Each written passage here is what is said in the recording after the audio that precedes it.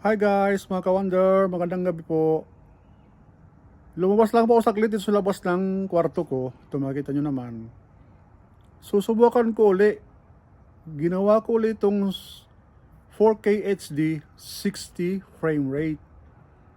Pero i-crack ko siya sa gallery. Kasi kanina nag-try na ako yung title na try and try. Naka 4 minutes ako. Hindi ko na siya cranap sa gallery. Full screen na nga siya, maganda ng kuha. Yun nga lang mga ka-wonder, nakikita yung logo ng KineMaster. Pero anyway, para sa akin, walang problema naman yun eh. Okay lang yun makita, basta importante full screen na ang video ko na nagdi-display sa cellphone, sa TV.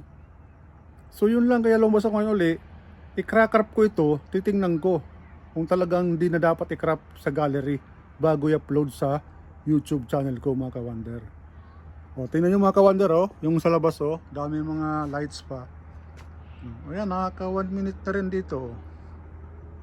Gabi na rito sa amin, medyo malamig na pero lumabas lang ako saglit. Pabutin ko lang mga ka-wonder ng 2 minutes. Para kahit paano, medyo mahaba rin to ano. Pero i-delete ko rin to kagad dahil ayaw ko ng mga short videos. Pero malaking bagay din to eh. Dagdag oras din to eh kung nakapanood nyo. Sige mga ka-wonder, i-ano ko muna, patayin ko muna kasi subukan ko lang to, i-crack ko ito ngayon para hindi makita yung logo ng KineMaster.